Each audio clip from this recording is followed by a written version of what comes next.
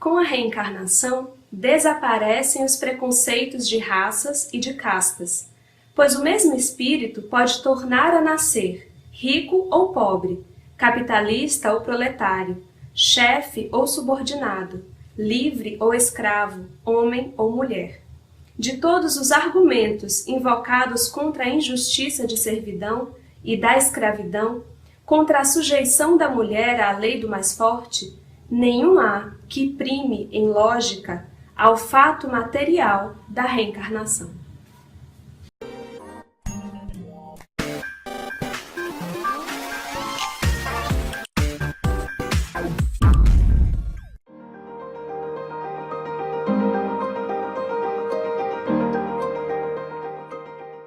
O nosso episódio de hoje é um episódio muito importante, é o primeiro de muitos que pretendemos fazer em seguida, com a participação de alguns convidados especiais. Hoje nós estamos aqui com a presença de Maíse Braga, que foi muito solícita aceitando o nosso convite. Nós estamos muito felizes e aproveitamos para agradecer, Maíse. Eu que agradeço. Maíse é palestrante espírita já há muito tempo, tem uma longa caminhada. Eu andei lendo que você começou no espiritismo ainda muito jovem, com 13, 14 anos, por conta até da mediunidade aflorando. E quando a gente vai estudar algo que tem um pouco de dúvida, nada melhor do que consultar pessoas mais experientes, do que consultar os universitários. E esse é um artigo que nós já havíamos lido alguma vez, está na Revista Espírita de dezembro de 1858 e fala sobre o papel da mulher. É um tema muito interessante, mas que suscitou várias dúvidas. E estamos aqui com a Maíse para esclarecer algumas dessas dúvidas. Antes de adentrarmos o artigo propriamente dito, eu queria que Maíse falasse brevemente sobre a importância do estudo da própria Revista Espírita, já que essa série de episódios que estamos gravando é exatamente um estudo aprofundado de alguns artigos da revista. O que é que você nos diz, Maíse? É um estudo que a gente pode abrir mão, pode prescindir, dizer, não, isso daqui foi só uma experimentação, não precisa estudar, porque a gente escuta algumas pessoas comentando isso, abrindo mão desse estudo. O que é que você diz pra gente? Você sabe, eu acho que elas abrem mão desse estudo porque está difícil que elas se convençam do quanto doutrina espírita é estudar infinitamente, para nos transformar. A proposta da doutrina espírita é de mudança. Se você não estuda, você não sabe, você não muda. Há uns 12 anos atrás, eu peguei todas as revistas, os volumes das revistas espíritas e li.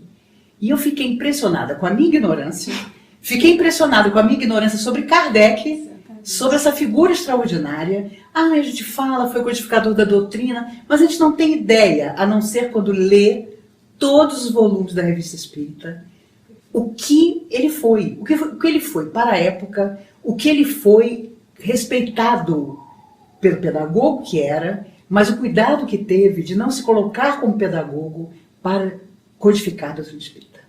A inteligência, que com certeza era de muitas vidas, o compromisso espiritual, a fidelidade àquela ideia que ele trazia para o mundo, né, da qual ele era um intérprete. Então, tudo isso, essa genialidade, essa grandiosidade, nós deixamos de perceber. E a Revista Espírita traz, inclusive, uma das características extraordinárias dele, que hoje falta muito dentro da doutrina espírita, que é a questão de você responder a todas as diferenças.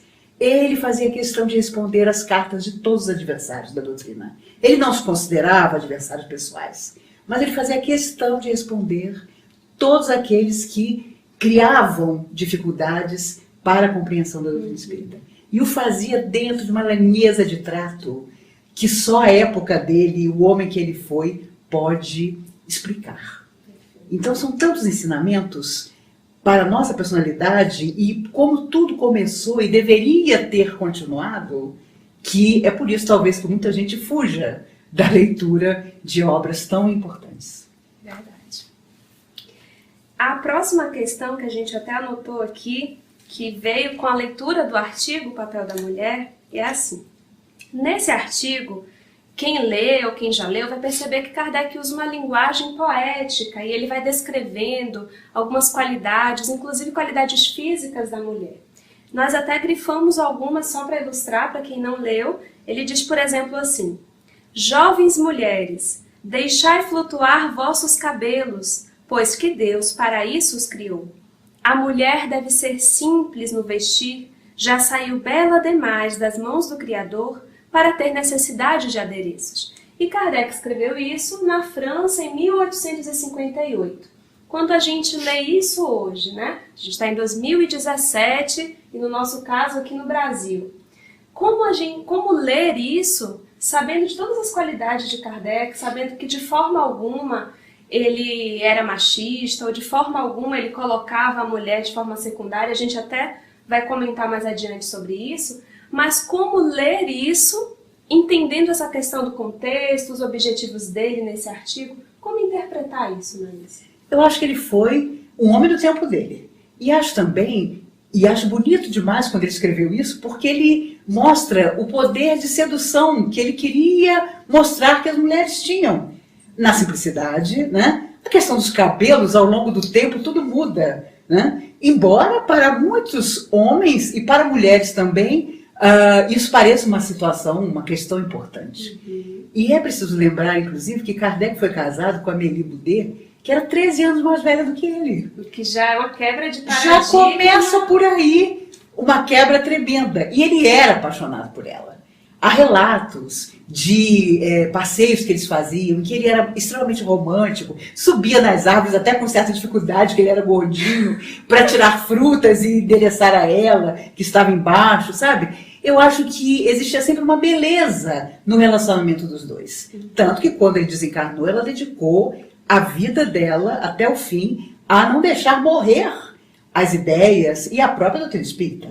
Então, essa ideia de doutrina. Então, eu acho impressionante que as pessoas, às vezes, por um detalhe, considerem que ele não foi correto ao dizer isso.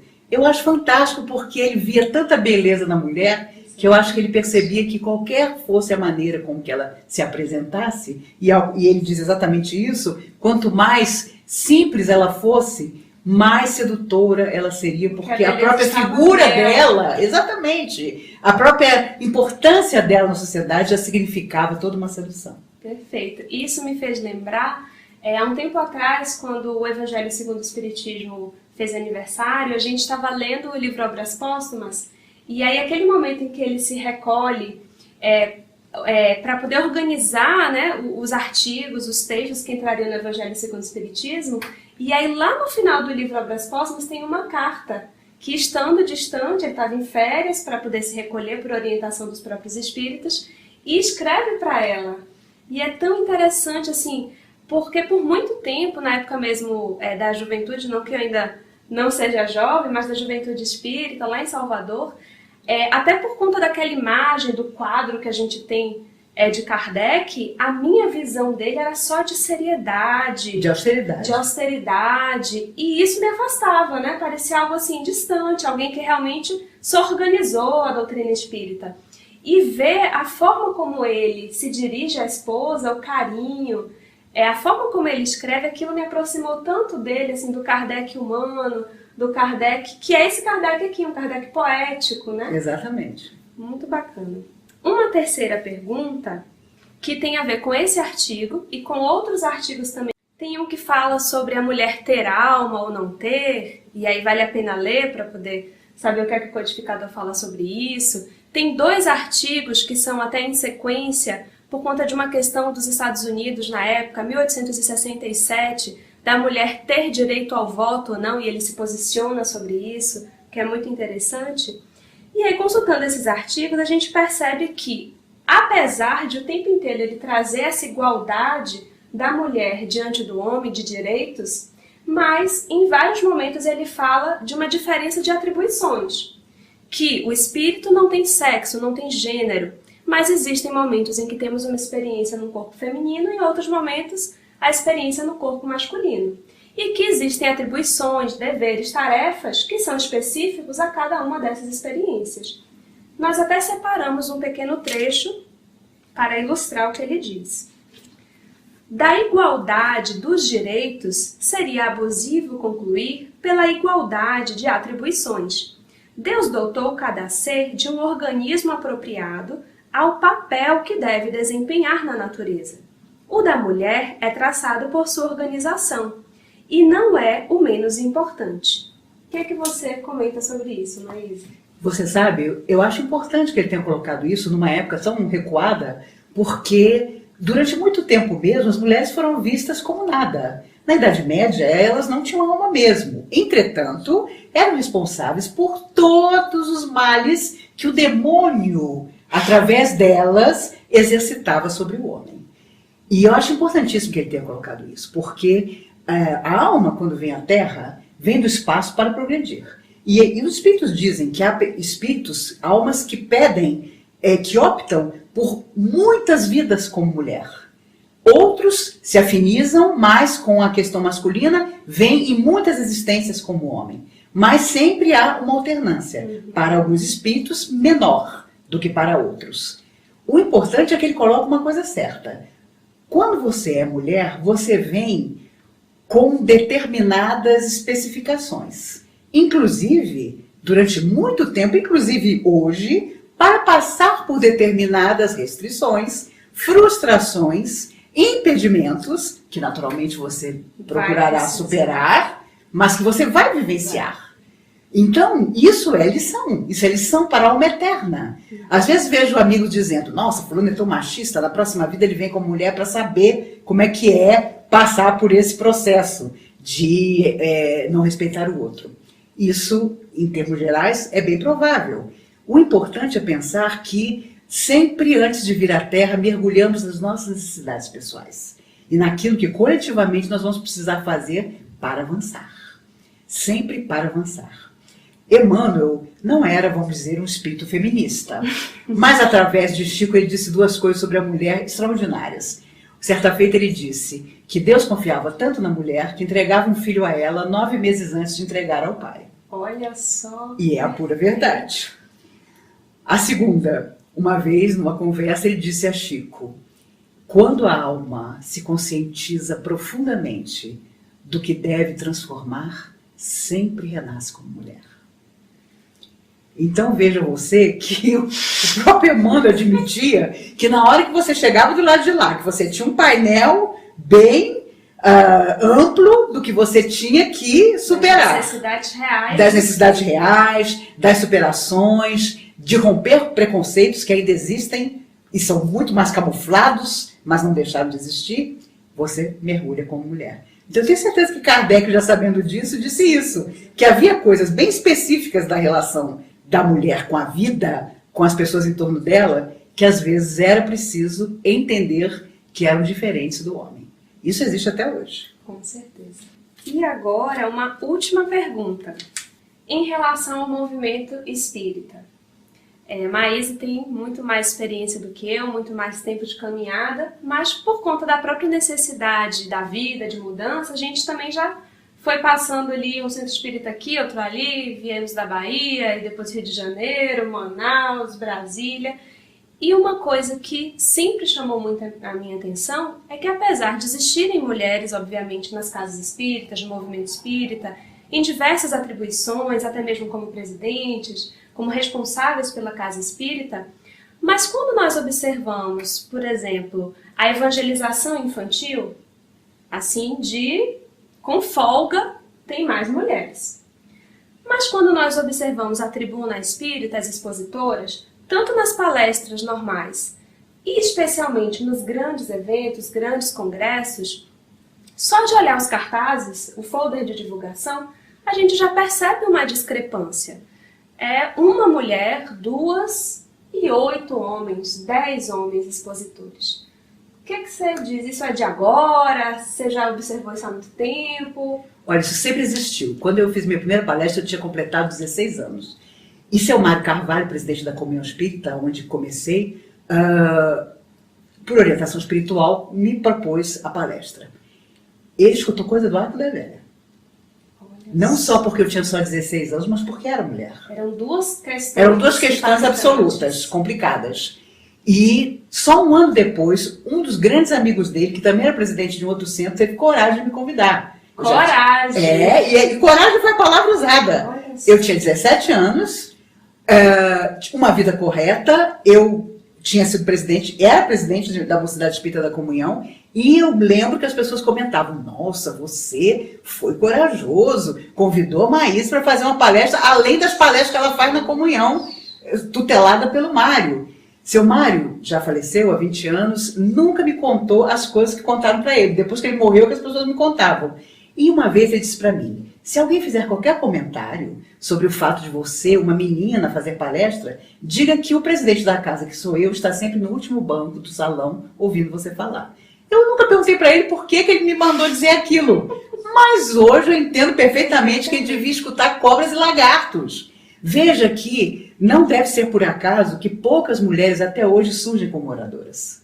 Não é? Elas são ótimas e muito aceitas como professoras de fase de estudo, como evangelizadoras, então nem se fala. Então, nos cabe uma indagação a nós que estamos dentro da doutrina espírita. Como é que dentro da doutrina espírita, se é que existe, pode haver preconceito ou obstáculo para que as mulheres façam uso da palavra? Não é? Isso é absurdo. Mas se ainda é detectado, vamos incentivar mulheres, jovens, garotas, que frequentam a mocidade, ou que estão apenas dando aula de evangelização, ou fazendo pequenas leituras à frente da plateia, para que fiquem cada vez mais estudiosas e possam realmente desenvolver a palavra na direção daqueles que precisam. Porque a mulher é realmente a criadora da vida. Nenhum homem está na terra sem que um dia uma mulher tenha desejado que ele nascesse.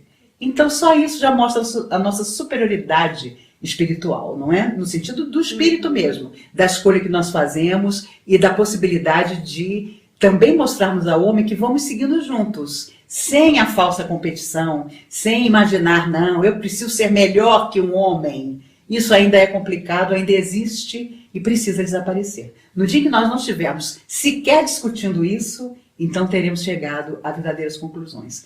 Mas você sabe, há tanta coisa ainda que nós precisamos resolver no mundo. Há tantas questões que não são discutidas e que são direitos da mulher, sim. Não é? Nós estamos falando e devemos falar de todas as mulheres do mundo. Então, como não defender as necessidades de todas as mulheres do mundo? Doutrina espírita não pode estar fora das discussões. E nós ainda estamos. Então, precisamos sim nos colocar. E é absurdo que ainda exista quem diz, isso doutrina espírita não discute, isso não se fala, isso não se comenta, isso não se estuda, quando a sociedade está extremamente enferma e precisando de diretrizes que nós mesmo afirmamos que mudaram nossas vidas. Então, como não levar essa proposta a um número imenso de pessoas? Eu sei que Chico Xavier dizia, nós nunca seremos milhões. E não seremos por quê? Porque a proposta da doutrina é realmente a mudança. E as pessoas querem deixar tudo como está, não é? Mas também existe uma frase que é uma tese da psicologia moderna e que diz, você só muda quando a dor de mudar é menor do que a dor de deixar como está. Então tomara que a dor de deixar tudo do jeito que está e que precisa ser mudado seja grande e nós possamos realmente transformar. Sair da inércia. Exatamente. Foi para isso que nós viemos pela milionésima vez à Terra, para isso voltaremos em outras oportunidades, mas talvez pela primeira vez tenhamos a oportunidade, a chance de sairmos dessa vida um dia sem estarmos fracassados. Poder pelo menos contar pela primeira vez, talvez, para a nossa alma eterna, uma história boa. E que seja a de defender o direito de todo mundo de encontrar a sua própria verdade. Há uma frase, uma quadrinha, que através de Chico os Espíritos diziam, que diz, verdade lembra uma estrela, quebrada em milhões no lodo. Cada pessoa que a busca encontra uma parte do todo. Vamos respeitar a verdade do outro. Vamos entender a necessidade do outro, mesmo que não seja a nossa. E eu acredito que um dia nós seremos verdadeiramente fraternos. Por enquanto estamos só na tentativa. Mas a tentativa também passa por respeitar a mulher em todos os seus aspectos. Não só enaltecendo-a, mas principalmente colocando-a no seu patamar de sempre buscar a mudança e a renovação. Maíse, muito Eu que agradeço pela oportunidade. Obrigada a todos. Obrigada a você, minha amiga. Diante disso, só agradecer. Que Maíse sirva de inspiração para vocês, como serve para mim. Agradeço muito a oportunidade, inclusive de estar morando agora aqui em Brasília. Que bom. De ter conhecido mais de perto Maíse, o seu trabalho, a sua obra. Nós vamos deixar na descrição desse vídeo também o caminho para o canal que divulga palestras, material dela, para quem, por um acaso, ainda não conhece, conhecer mais profundamente. Muito obrigada para você e até o próximo episódio.